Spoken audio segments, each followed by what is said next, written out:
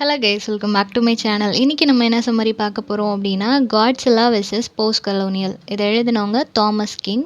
இந்த பர்டிகுலர் எஸ்ஸேல எதை பற்றி பேசியிருக்காங்க அப்படின்னா, காட்ஸில்லா அப்படின்றது எல்லாருக்குமே தெரியும், ரொம்பவே ஜைஜாண்டிக்கான ஒரு அனிமல் லைக் ஃபிகர் இல்லையா. ஸோ அந்த ஒரு அனிமலை வந்து நேட்டிவ் லிட்ரேச்சரோட கம்பேர் பண்ணியிருக்கிறாங்க. அது எப்படி ரொம்ப ஜைஜாண்டிக்காக பெருசாக இருக்கோ அதே அளவுக்கு நேட்டிவ் லிட்ரேச்சருக்கு ஒரு ரூட் இருக்குது அப்படின்றத சொல்ல நினைக்கிறாங்க. தென் போஸ்ட் கலோனியல் லிட்ரேச்சர் நம்ம எல்லாருக்குமே தெரியும். ஸோ இது ரெண்டையும் கம்பேர் பண்ணி எது பெஸ்ட்டு அப்படின்றத இந்த எஸ்ஸேல கன்க்ளூட் பண்ணியிருப்பாங்க. ஓகேவா. ஸோ எப்படி ஸ்டார்ட் பண்ணுறாங்க அப்படின்னா, நான் நார்த் கலிஃபோர்னியாவில் வளர்ந்தேன். அங்கே வந்து எனக்கு ரொம்ப டஃப்பான டைம் அப்படின்லாம் எதுவுமே இல்லை. ரொம்பவே நல்லா வளர்ந்ததுனால எனக்கு என்னோடய க்ரோத்தில் எந்த ப்ராப்ளமும் இருந்ததில்லை. ஸோ அதனாலேயே நான் நல்லா ஹைட்டாக வளர்ந்தேன். என்னோடய ஸ்கூலில் பார்த்தாலும் எனக்கு கீழே தான் எல்லோரும் இருப்பாங்க. நான் தான் ஹைட்டில் வந்து ரொம்ப ஜாஸ்தியாக இருப்பேன் அப்படின்றத சொல்கிறாங்க. ஸோ ஃபர்ஸ்ட் இயர் இவர் ஹை ஸ்கூலுக்கு போகும்போது இவரோட ஹைட்டை பார்த்துட்டு அந்த ஸ்கூலில் இருக்கிற பேஸ்கெட் பால் டீமோட கோச் என்ன பண்ணுறாங்க அப்படின்னா, இவரோட ஹைட்டுக்காக மட்டுமே இவரை பார்த்த உடனே நீ இதில் ஜாயின் பண்ணு, உன்னால் வின் பண்ண முடியும் அப்படின்னு சொல்லி டீமில் சேர்த்து விட்டுறாங்க. இவருக்குள்ளேயும் என்ன மாதிரியான ஒரு தாட் இருக்குன்னா, ஓகே சார் வந்து அவருக்கு தெரியாதா கோச்சுன்றப்போ அவருக்கு இவ்வளோ எக்ஸ்பீரியன்ஸ் இருக்கும், நம்மளோட ஹைட் மேலே அவருக்கு ஒரு கான்ஃபிடென்ஸ் இருக்குது, ஸோ அக்செப்ட் பண்ணுறாரு அப்படின்றதுனால நரேட்டருக்குமே என்ன தோணுதுன்னா, ஓகே நம்மளால் வின் பண்ண முடியும் அப்படின்னு நினச்சிட்டு ஸ்டார் ஆஃப் த ஸ்கூல் மாதிரி நம்மளும் வருவோன்ற ஒரு நம்பிக்கையோடு அவர் வந்து ஜாயின் பண்ணுறாரு. அந்த பேஸ்கெட் பால் டீமில் அவர் ஒரு சீசன் ஃபுல்லாக இருக்கிறாரு. பட் அன்ஃபார்ச்சுனேட்லி எதுலேயுமே அவர் வின் பண்ணலை. ஸோ எதுலேயும் வின் பண்ணலை அப்படின்றப்போ தான் அவரோட பெர்செப்ஷன், அவருக்கு இவ்வளோ நாளாக நம்ம ஒரு ஸ்டார் பிளேயராக இருப்போம்னு ஒன்று தோணுச்சு, இந்த கோச்சோட அசம்ஷன் எல்லாமே கரெக்டாக இருக்கும்னு ஒன்று தோணுச்சு இல்லையா, அதில் டவுட் வர ஆரம்பிக்குது. ஏன் அப்படின்னா, இவர் வந்து ஒரு ஸ்டார் பிளேயர் இல்லை, அட்லீஸ்ட் ஒரு ஆவரேஜ் பிளேயர் கூட நான் கிடையாது, எல்லாரும் என்னை பார்த்து சிரிக்கிற மாதிரி எனக்கு ஒரு ஃபீல் இருக்குது, ஈவன் அவங்க சிரிக்கிற மாதிரி தான் நானும் விளையாடுறேன் அப்படின்றத சொல்கிறாரு. ஸோ இந்த நிமிஷம் அவர் என்ன ரியலைஸ் பண்ணுறாரு அப்படின்னா, நம்ம வந்து ஜஸ்ட் ஒரு அசம்ஷனை வச்சு ஒரு இதை கன்க்ளூட் பண்ணக்கூடாது அப்படின்றத சொல்கிறாங்க.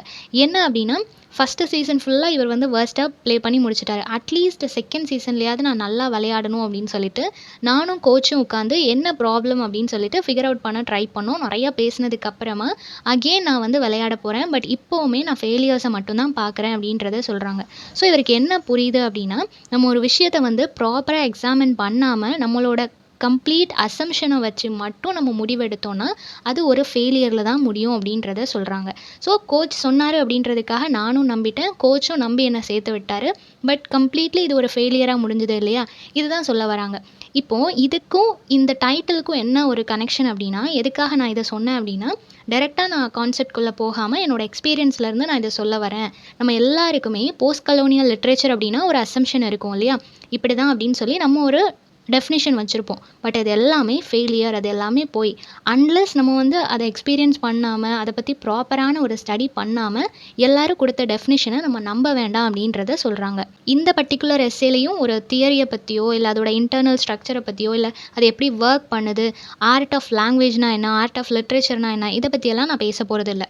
ஓகேவா.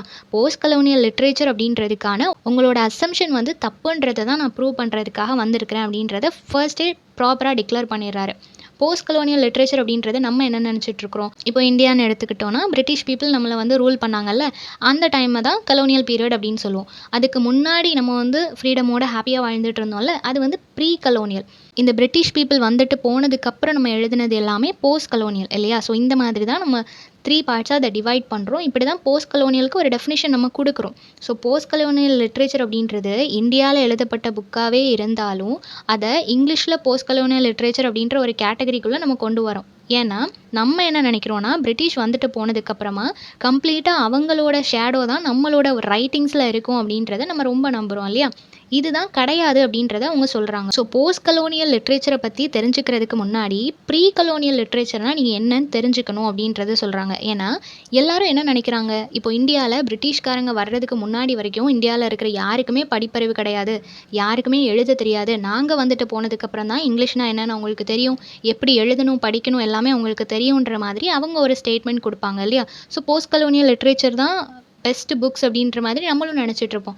பட் ஆக்சுவலி எப்படி தமிழ் 2000 வருஷத்துக்கு முன்னாடி வந்துச்சோ அப்போவே நிறைய எக்ஸலண்ட்டான ஒர்க்ஸ் எல்லாமே எழுதி வச்சுருக்கிறாங்க. ஷேக்ஸ்பியரோட ஒர்க்ஸ் எப்படி இப்போ வரைக்கும் நம்மளால் அதை வந்து கனெக்ட் பண்ணிக்க முடியுதோ, அதை காலங்கள் தாண்டி அதை யூஸ் பண்ண முடியுமோ, அதே மாதிரி தான் திருவள்ளுவரோட திருக்குறளையும் நம்ம யூஸ் பண்ண முடியும் இல்லையா.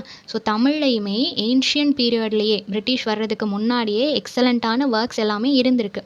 அது எல்லாத்தையும் ப்ரீ கலோனியல் ஒர்க்ஸ்ன்னு நம்ம சொல்லுவோம் இல்லையா? ஸோ போஸ்ட் கலோனியல் அப்படின்ற அந்த ஒரு டேர்முக்கு கீழே தான் எக்ஸலண்ட்டான புக்ஸ் இருக்குது. அதில் தான் நம்ம வந்து புக்ஸே எழுத ஆரம்பித்தோன்றது ஃபேக் அப்படின்றத சொல்கிறாங்க. ஸோ அந்த மாதிரி ப்ரீ கலோனியல் அப்படின்ற டேர்ம் நம்ம ஆஃபன் அதை யூஸ் பண்ணுறது இல்லை இல்லையா? ஸோ அதுக்கு பதிலாக தான் நேட்டிவ் லிட்ரேச்சர் அப்படின்றத சொல்கிறாங்க. ஸோ இந்த போஸ்ட் கலோனியல் அப்படின்னு சொல்லி வர்றதுக்கு முன்னாடி கலோனியல் பீரியடில் எழுதப்பட்ட புக்ஸ் அதெல்லாம் தாண்டி நேட்டிவ் பீப்புள் ஆல்ரெடி அவங்களுக்கான லிட்ரேச்சரை க்ரியேட் பண்ணி வச்சுருக்கிறாங்க. அது ஒரு ரூட்டாக அங்கே இருக்கும்போது தான் நீங்கள் வரீங்க. உங்களோட ஷேடோஸ் வேணால் அந்த புக்ஸில் இருக்குமே தவிர கம்ப்ளீட்டாக உங்களால் தான் அந்த புக்ஸ் எல்லாம் கிரியேட் ஆச்சுன்னு நீங்கள் சொல்கிறது ஃபேக் அப்படின்றத சொல்கிறாங்க. தென் இதில் வந்து நேட்டிவ் பீப்புள் அப்படின்னு யாரை கொடுத்துருக்குறாங்க அப்படின்னா ரெட் இண்டியன்ஸ். அமெரிக்காவில் இருக்கக்கூடிய ஏன்ஷியன் பீப்புளை ரெட் இண்டியன்ஸ் அப்படின்னு மென்ஷன் பண்ணியிருக்கிறாங்க. ஸோ இது வந்து கம்ப்ளீட்டாக கெனடியன் பீப்புள் இருக்கிறாங்க இல்லையா, அவங்களுக்கும் நேட்டிவ் அமெரிக்கனுக்கும் இடையில வந்து அந்த கான்ஃப்ளிக்ட்டை தான் இவங்க பேசுகிற மாதிரி இருக்கும். இப்போது எப்படி அமெரிக்காவில் வந்துட்டு இந்த இங்கிலீஷ் பீப்புள் வந்து ரூல் பண்ணாங்களோ, அமெரிக்கன்ஸ் எல்லாத்தையும் வெளியே அனுப்பிட்டு அவங்க இதை ஃபுல்லாக கான்க்யூர் பண்ணிக்கணும்னு நினச்சாங்களோ, அதுக்கப்புறமா அவங்க ஃபைட் பண்ணி அவங்களோட லேண்டை வாங்கிட்டாங்க இல்லையா? ஸோ இப்போ வரைக்கும் எங்களோட ரூலிங் இருந்ததுனால தான் நீங்கள் இந்த மாதிரி ஒர்க்ஸ் எல்லாம் நீங்கள் எழுதுனீங்க அப்படின்னு சொல்கிறது ராங்கான ஒரு ஸ்டேட்மெண்ட். ஆல்ரெடி ரெட் இண்டியன்ஸ் அவங்களுக்கான ஒர்க்ஸ் எழுதி வச்சுருந்தாங்க அப்படின்றத சொல்கிறாங்க. ஸோ அவங்க எழுதின ஒர்க்ஸில் அவங்களோட கல்ச்சரை அவங்க ஃபாலோ பண்ணி எழுதியிருப்பாங்க இல்லையா? அவங்களோட ஹிஸ்ட்ரி, அவங்களோட கல்ச்சர் இது எல்லாத்தையும் பேஸ் பண்ணி தான் எங்களோட ஒர்க்ஸ் இருந்துச்சு. மேபி அது ரிட்டன் ஃபார்மேட்டில் இல்லாமல் இருந்திருக்கலாம், பட் ஓரல் ஃபார்மேட்டில் இருந்துச்சு அப்படின்றத சொல்கிறாங்க. ஸோ ரெட் இண்டியன்ஸோட ஒர்க்ஸ் எல்லாமே ஓரல் ஃபார்மேட்டில் இருந்ததுனால தான் போஸ்ட் கலோனியல் லிட்ரேச்சரில் நிறைய ரிட்டன் ஃபார்மேட்டில் ஒர்க் வர ஆரம்பிச்சிது.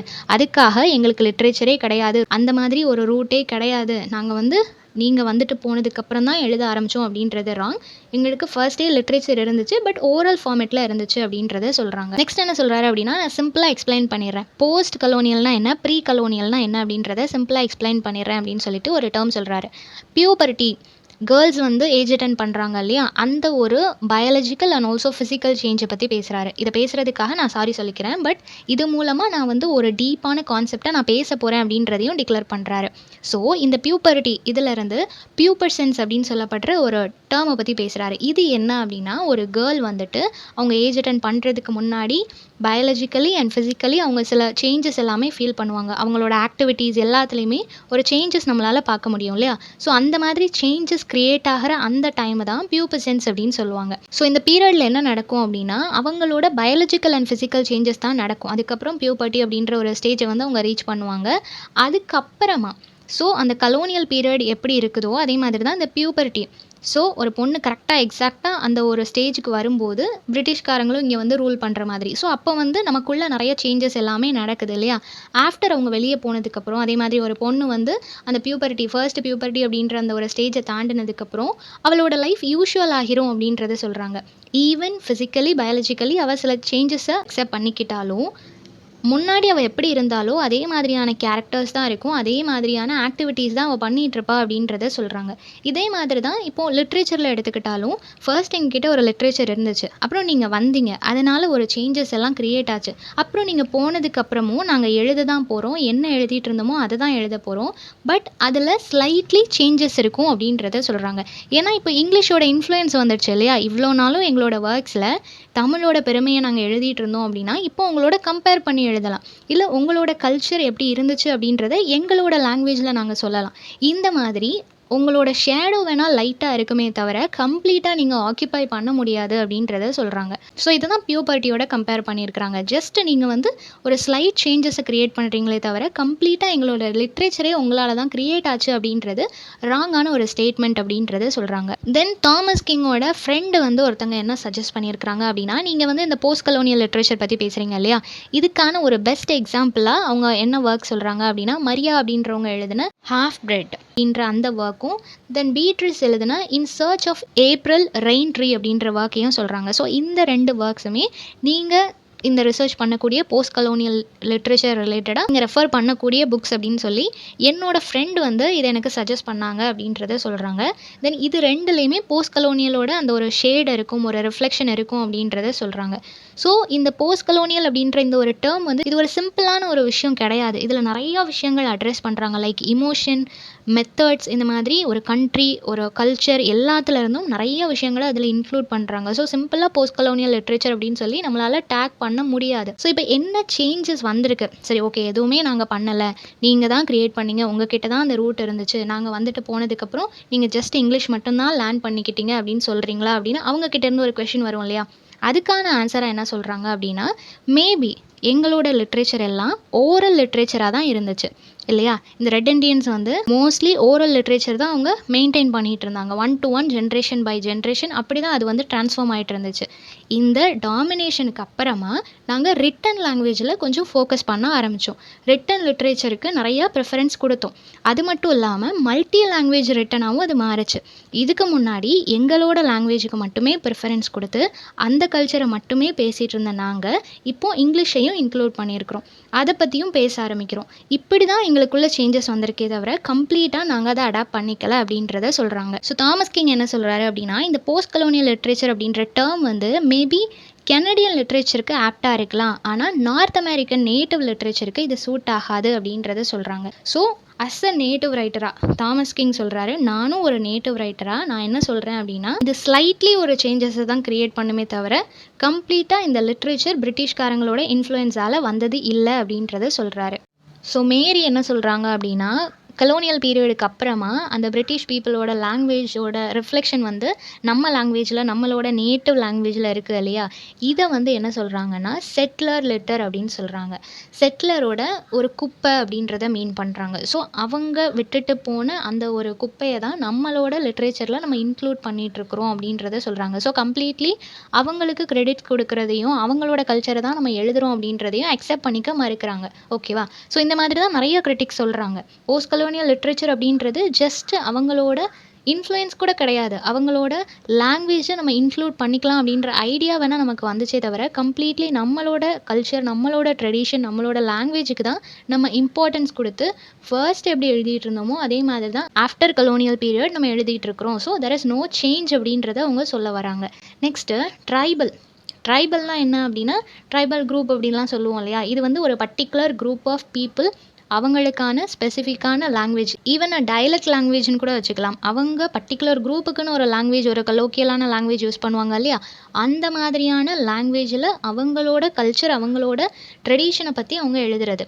ஓகேவா? ஸோ இது வந்து அவங்களோட குரூப்புக்காக மட்டும்தான் அவங்க எழுதுவாங்க. அவுட் சைடர்ஸ் வந்து அதை ரீட் பண்ணணும், அவுட் சைடர்ஸ் அதை தெரிஞ்சுக்கணும், அவங்களோட பெர்செப்ஷனுக்காக தான் நாங்கள் எழுதுகிறோம் அப்படிலாம் எதுவுமே கிடையாது. இவங்க குரூப்பில் உள்ள ஜென்ரேஷன்ஸ் தெரிஞ்சுக்கணும், அவங்களோட குரூப் பீப்புளுக்கு மட்டும்தான் அவங்களோட கல்ச்சர் தெரிஞ்சுக்கணும் அப்படின்றதுக்காக மட்டும்தான் இதை எழுதுகிறாங்களே தவிர அவுட் சைடர்ஸ்க்காக கிடையாது அப்படின்றத சொல்கிறாங்க. தென் பாலிமிக்கல்னால் என்ன அப்படின்னா, இதில் வந்து நேட்டிவ் லாங்குவேஜும் எழுதுவாங்க, நான் நேட்டிவ் லாங்குவேஜும் எழுதுவாங்க. ஓகேவா? இப்போது நாங்கள் வந்து இவ்வளோ நாள் தமிழில் எழுதிட்டுருக்கோம் அப்படின்னா இந்த இதில் வந்து இங்கிலீஷோட இன்ஃப்ளூயன்ஸ் வந்துட்டு போச்சு இல்லையா? ஸோ இங்கிலீஷ் வேர்ட்ஸை கூட நாங்கள் எங்களோட ஒர்க்கில் இன்க்ளூட் பண்ணிப்போம். ஆனால் இதில் மோஸ்ட்லி ஃபோக்கஸ் பண்ணுறது நான் நேட்டிவ் பீப்புளை தான் அப்படின்றத சொல்கிறாங்க. ஸோ அவங்க என்ன விரும்புவாங்க, என்னோட கல்ச்சரை பற்றி நான் எழுதுகிறேன், என்னோட ட்ரெடிஷன் பற்றி எழுதுகிறேன், கம்ப்ளீட்லி அது என்னோட கல்ச்சர் பேசிஸில் தான் நான் அதை ப்ரெசென்ட் பண்ணுவேன். ஆனால் ஃபாரினர்ஸ் என்ன மாதிரி அதை விரும்புவாங்களோ அந்த பெர்ஸ்பெக்டிவில் நான் எழுதுவேன் அப்படின்றத சொல்கிறாங்க. ஸோ மேபி ஃபார்ம், ஸ்ட்ரக்சர், அந்த நரேட்டிவ் ஸ்டைல் இது எல்லாத்தையும் அவங்க சேஞ்ச் பண்ணலாம். லாங்குவேஜ் ஒன்று தான். ஓகேவா? ஸோ ட்ரைபலுக்கும் இதுக்கும் இருக்கிற சேஞ்சஸ் வந்து அதுதான்.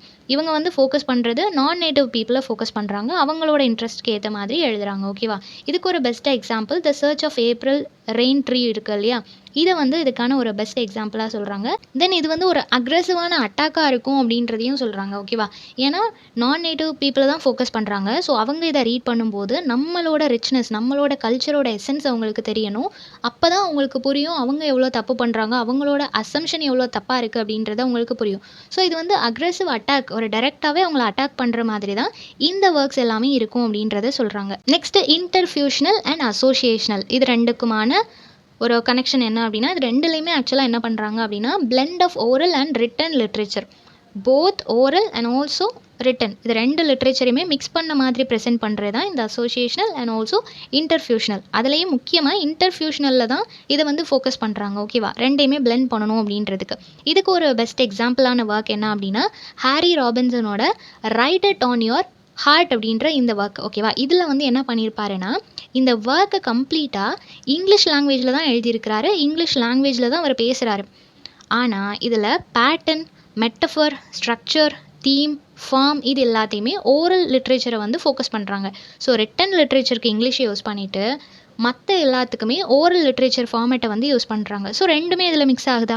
நார்மலாக ஒரு ஓரல் லிட்ரேச்சர் நம்ம எடுத்துக்கிட்டோம்னு வச்சுக்கோங்களேன், அதை வந்து நம்ம ஸ்டோரி நேரேட் பண்ணுறதுக்குன்னு சில ஜெஸ்டர்ஸ் வந்து யூஸ் பண்ணுவோம். டோன் சேஞ்ச் ஆகும், இன்ட்ராக்ஷன் ப்ராசஸ் இருக்கும், ஆக்ஷன்ஸ் எல்லாமே இருக்கும், இந்த மாதிரியெல்லாம் இருக்கும் இல்லையா?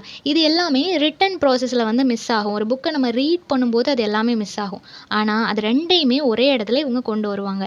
ஒரு புக்கை வந்து ஓரல் ஃபார்மேட்டில் நம்ம வாசிக்கும் போதே அதை சத்தமாக வாசிக்கணும்னு நமக்கு தோணும். ஓகேவா? அந்த மாதிரி இவங்க எழுதியிருப்பாங்க. இண்டிஜீனியஸ் வேல தான் இருக்கும். Oral voice of indigenous people. Indigenous people ஒரு ஓரலாக ஒரு விஷயத்த நரேட் பண்ணும்போது எப்படி நரேட் பண்ணுவாங்களோ அதே ஃபீல் இந்த புக்கை நீங்கள் ரீட் பண்ணும்போது உங்களுக்கு இருக்கும் அப்படின்றத சொல்கிறாங்க. லைக் அதை ரீட் பண்ணும்போதே ஸ்டோரி டெல்லர் அண்ட் ஆடியன்ஸ் 2 பேருக்குள்ளேயும் ஒரு இன்ட்ராக்ஷன் இருக்கும். மியூசிக்கல் டோனில் நீங்கள் அதை வாசிப்பீங்க. ஜெஸ்டர்ஸ் எல்லாமே யூஸ் பண்ணுவீங்க. நல்லா லவுடாக வாசிப்பீங்க. ஸோ எல்லாமே அங்கே இருக்கும் அப்படின்றத சொல்கிறாங்க. ஸோ கம்ப்ளீட்டாக ஓரல் லிட்ரேச்சரில் என்னெல்லாம் மிஸ் ஆகும்னு நீங்கள் நினைக்கிறீங்களோ அது எல்லாமே இங்கேயும் பிளெண்டடாக இருக்கும் அப்படின்றத சொல்கிறாங்க.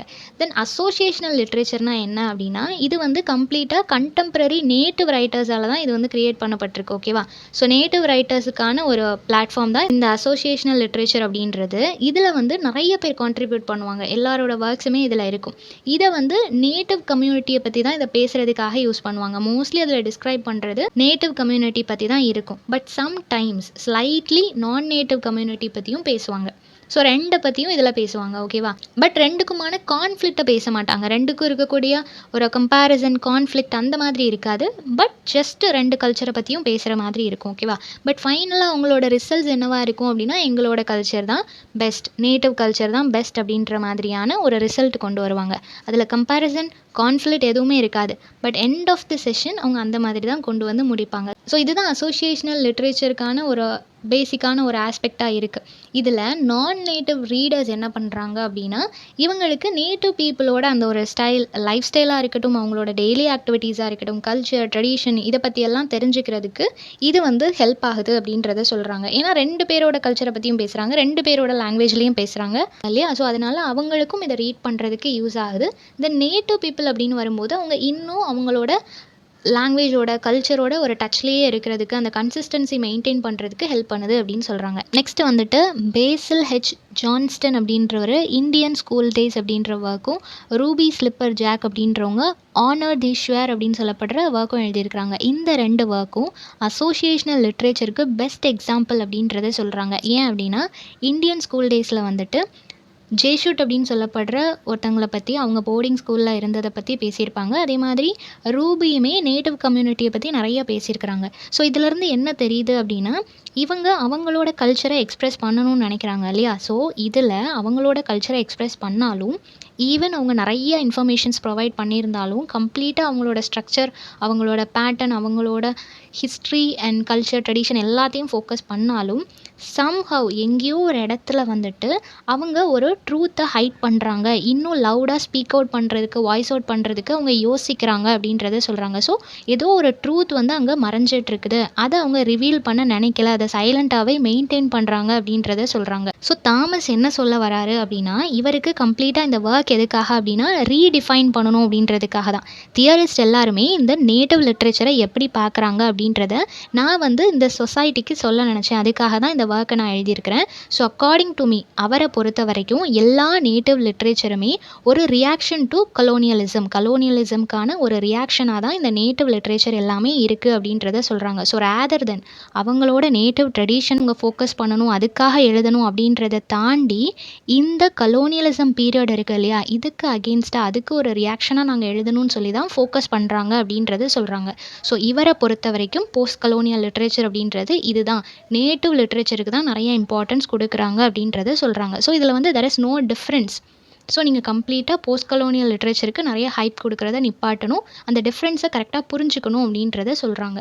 ஸோ இந்த சம்மரி எல்லாருக்கும் புரிஞ்சிருக்கும்னு நினைக்கிறேன். நெக்ஸ்ட் என்ன டாப்பிக்கில் வீடியோ போடலான்னு சொல்லி கமெண்ட் பண்ணுங்கள். தேங்க்யூ ஃபார் வாட்சிங்.